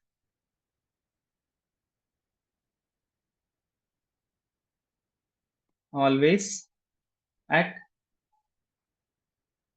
positive of clock.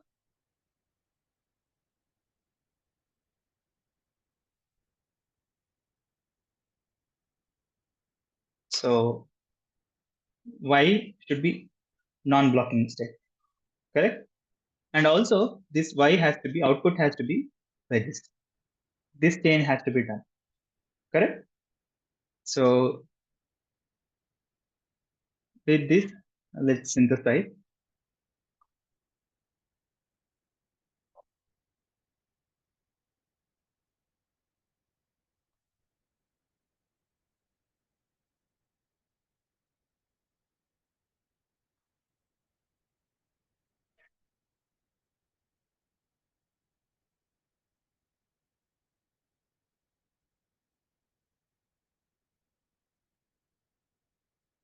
And in between, like one more stage is also there. That is simulation stage. So whatever the design you have written, so that you have to be like simulating that also, right? That stage I haven't mentioned here. So in Vivado, we will have straight away, we will have that simulation stage. But here, like I skip that part. I mean, you have to use external models in simulator for this. So you can have actually like if you go to the tools,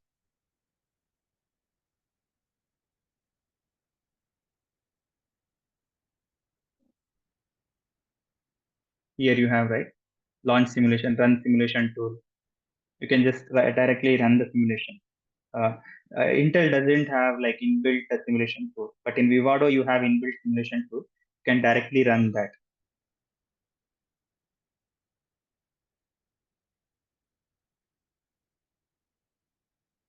Any questions?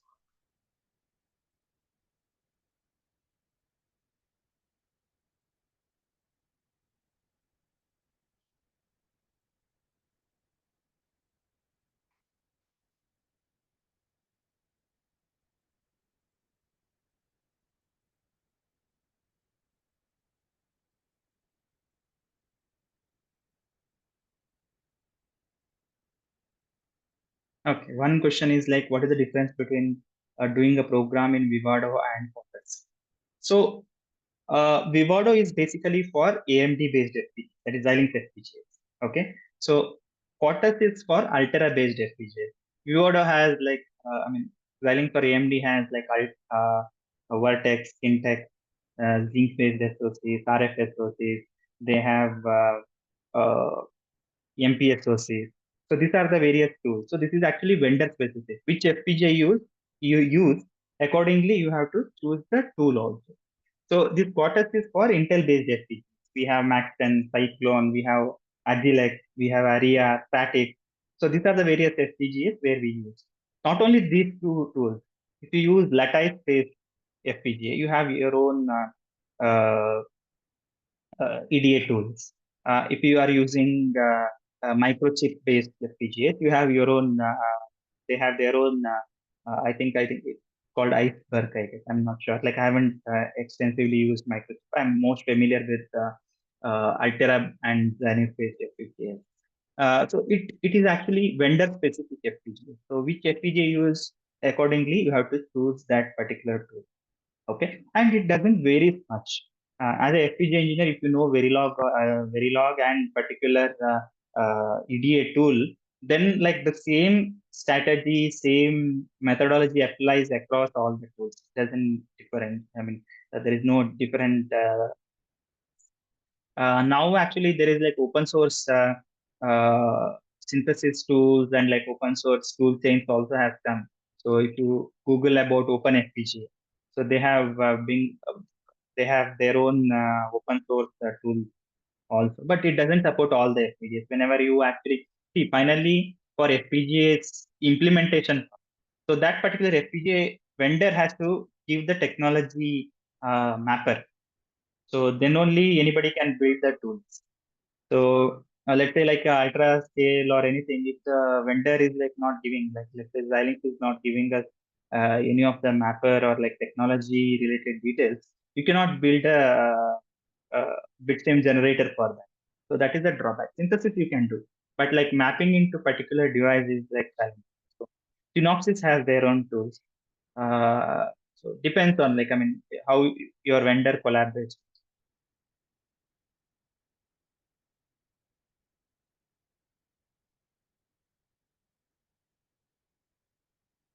So here, now if you open the technology or RTL viewer,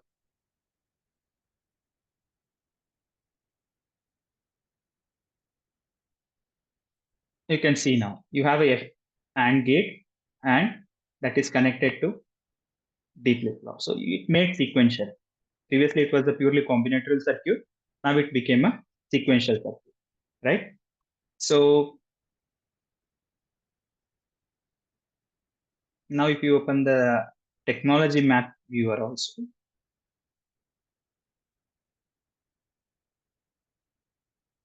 you can see there is a register which is mapped. Okay. Some of the synthesis strategies I would like to highlight in the FPGA. So always, whenever it is possible, right? So avoid using reset. Okay. So many times, like we will have a bad habit of like somewhere we will be giving a positive edge reset, somewhere negative edge reset, somewhere neg edge clock, somewhere pause edge clock. So what happens is like these are actually related to like CLB control signal, right? So one CLB, like in 7 series FPGA, it will have 4 lookup tables.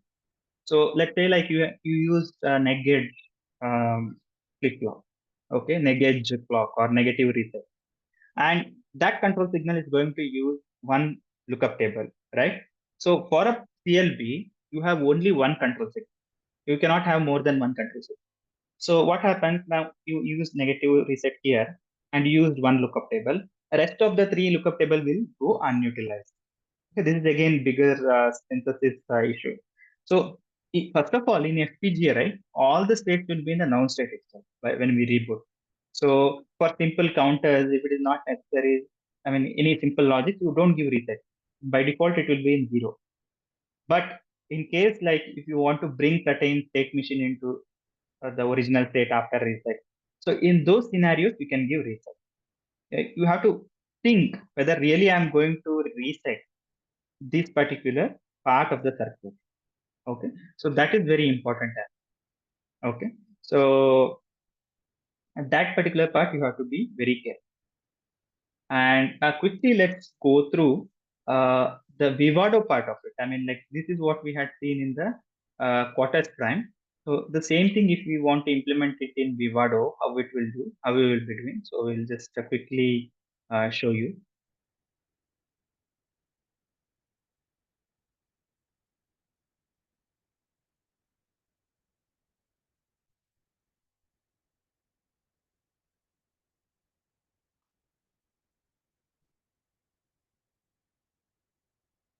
Let me close the Quartus and let you open the Vivado also.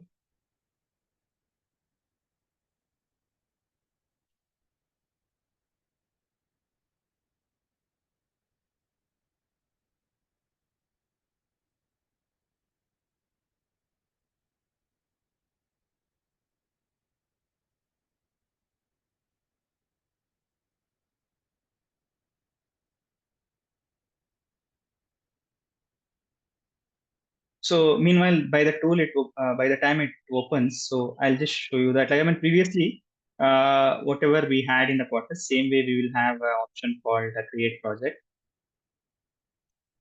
Then we will have this option: RTL project, post synthesis project, IO planning project, imported project, and example design.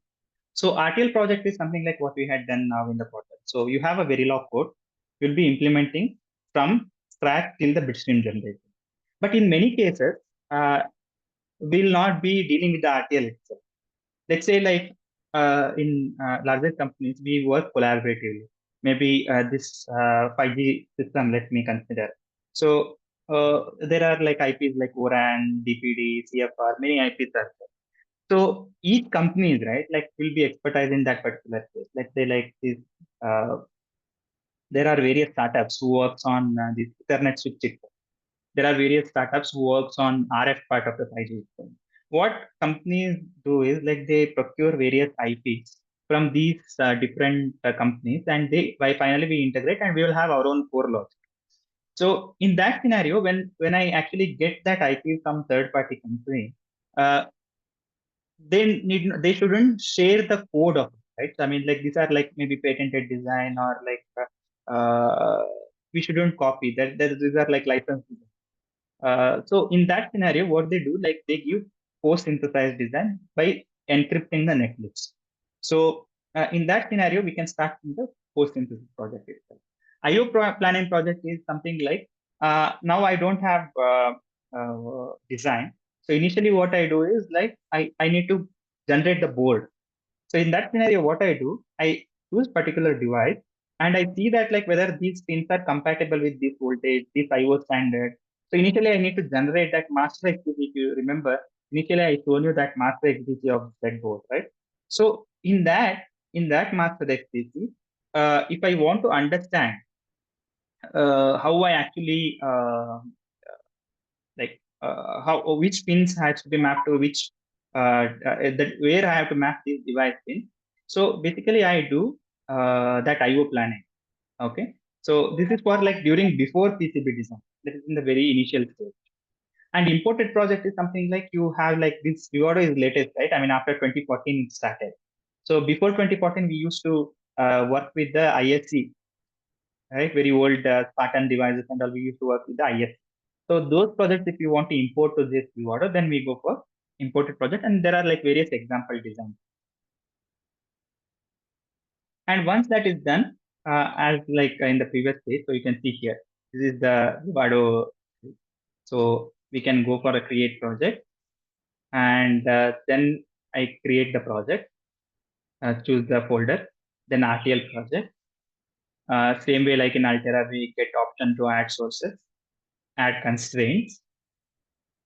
Then I have to choose the parts.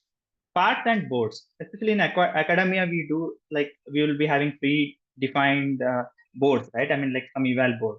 Let's say I have this Creatom or Z board also you can choose. Zinc 7000 evaluation, right? So click next. So this is the eval board what I have chosen. Then finish.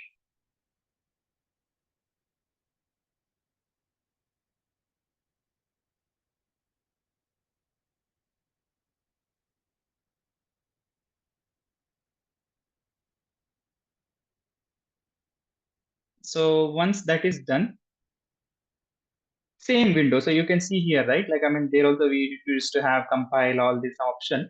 So here also we have the similar options. So here you can go for add. So here you can directly go for add sources. It is initializing.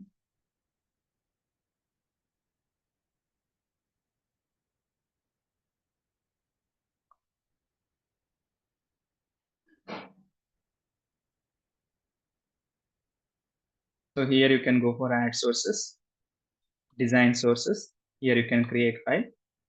Let me say test.verilog. The Vivado GUI is a little bit mature, so you can actually directly say that like what are my inputs, so what are my outputs. So this is Y, and I have to choose the direction as output. So it will generate the template, whole template it will generate.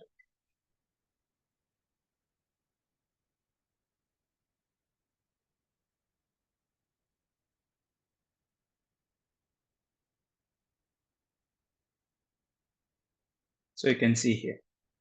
So here I'll be assigning y equals to A and B, right? So this GUI is little good, I mean, compared to Altera. And this block design, create block design is something like if you are going for hardware software code design, like if you want to work with the ARM processor, which is available in some of the SOCs. So we go for block design, but like in all our core sessions, this is out of our context. So then we can run the simulation directly, run behavioral simulation. So, I mean, one way is like you can add your own test bench, but right now let me show you like how you can force the signal and run your own, run the simulation.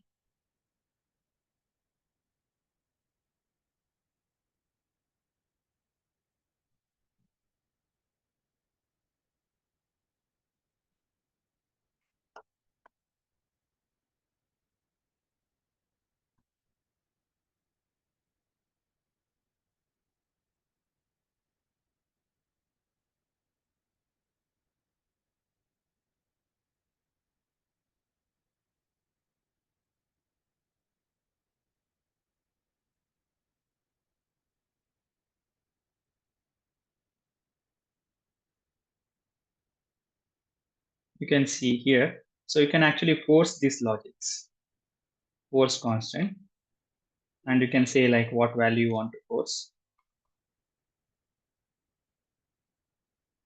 And you can run here. Now if you see,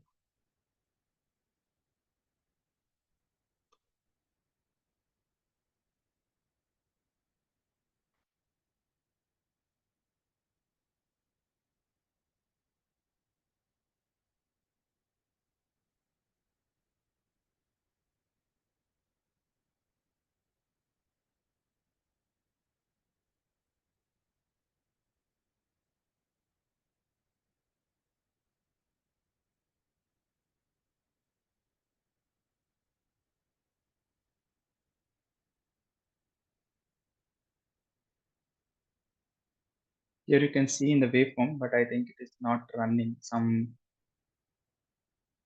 issue.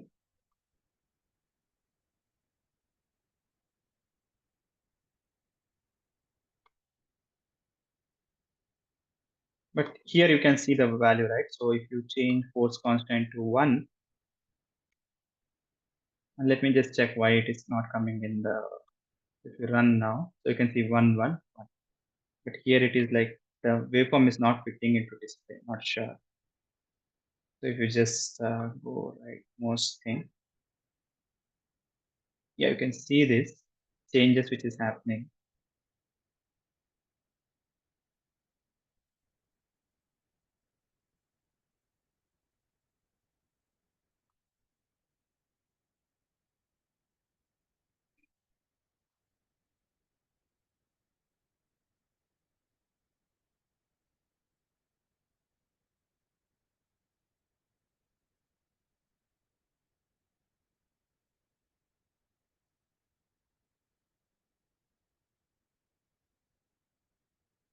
Yes, some issue. I'll just check. But usually you will see that waveforms when you run for a larger time, right? So let's say like I'm running for some millisecond. Yeah, you can see this. So the timing scale was issue. So you can see that like 1, 1, 1. So how this varied, right? So all these things you can see. Okay, and the same stages like here in the newer FPGAs, you have something called linter. So it will say that like, is there any design issues, right? I mean, whatever the coding style you have written, is that good or not? So all these aspects you will see. Run synthesis like same as like what we discussed in the quartet time. So same way you have run synthesis, run implementation, and generate question, and then you will be programming. Okay, so with that I will pause for today. I mean, tomorrow we will be discussing more on the timing analysis part of it. So, but like with respect to overall architecture and like what are the tool related thing I have discussed. So, do you have any questions?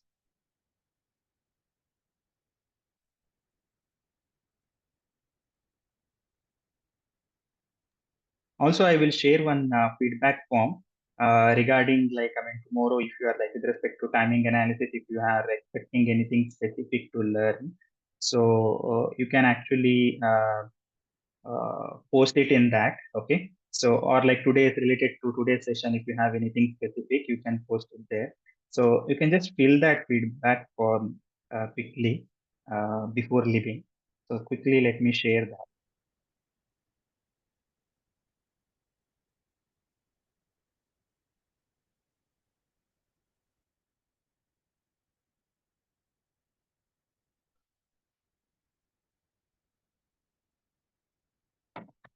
Give me 2 minutes. Quickly, I'll share that. Please, before leaving that, you fill that. And please do ask any questions if you have any. Yes, participants, if any questions are there, please either write down in the comment box or you can directly, unmute yourself and ask the questions. Yeah. So these are actually professors, right? I was expecting more questions. So, but like too less interaction. But at least tomorrow's session, please do ask. I mean, I expect more interaction because professors will have more questions than students. Sir, you use force stop. What's the use of force stop? Force constant, right? Here, you're mentioning this part. You are telling force constant. Force clock is basically if you want to generate clock. So force Yeah. constant is something like same value. You can generate the clock also. Let's say like for the sequential circuit, you need clock, right? So you can generate the clock with the different period. You will get like options like what is the trailing edge value, leading edge value, and what is the period of the clock, right? So you can generate the clock, especially for like say like you have some counter logic. Then you need clock, right? So you can generate the clock. Okay, sir. Okay.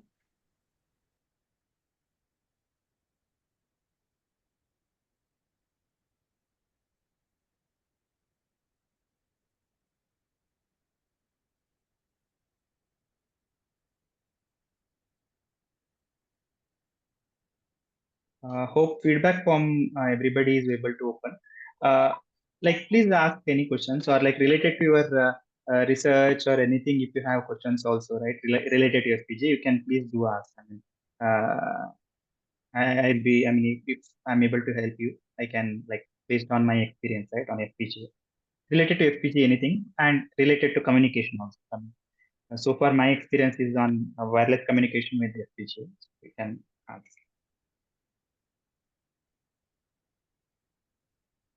Spartan 6 support, I think it is not available, right? So Spartan 6, you have to see it in the devices. As per I understand, Spartan series like ISC only supported. Spartan series is not supported by Vivado. Some of the higher end FPGAs in the Spartan it is supported. So you should see in the device list. Like especially if you give me specific device number, I can check and let you know. Some devices are supported, but older Spartans are not supported. Only ISC tools are available. And that too, like if you want to use it in Windows, you have to go for VirtualBox, VirtualBox, and then in that you have to install. Like ISC, like they stopped the support. In fact, like Spartan are like absolute part numbers. I mean, in latest device, they don't recommend to use that Spartan. Uh, very old device. But educational purpose still we can use.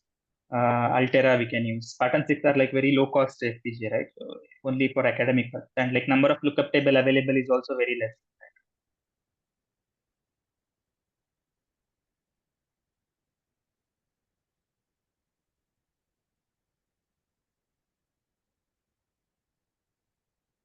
So please install either Vivado or Cortex in tomorrow's session. So we can discuss more in the timing aspects.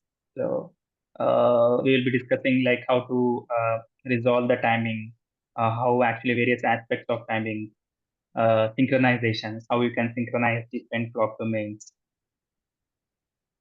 various circuits will be discussed. How you can give the constraints, right?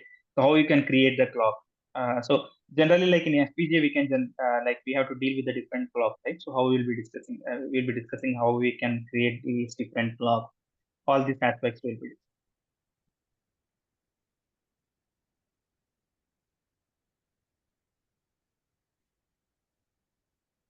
So, Uh, participants, any other questions?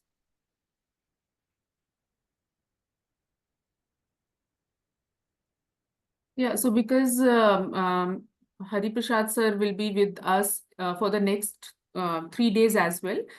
So till 1st May, he is going to take the sessions daily in the morning halves. So, please be prepared because this is going to be quite insightful sessions. And you obviously are going to learn about the tools and techniques that he will be discussing, right? So whatever tools he is asking for installing, I hope in the next session, everyone will be having them on their system, and we will be able to execute the live sessions, right? So if there are no further questions, I guess we can close the session for now. Yes. Yeah. Yeah. So Thank you all. Yeah, thank you, sir. And one more thing.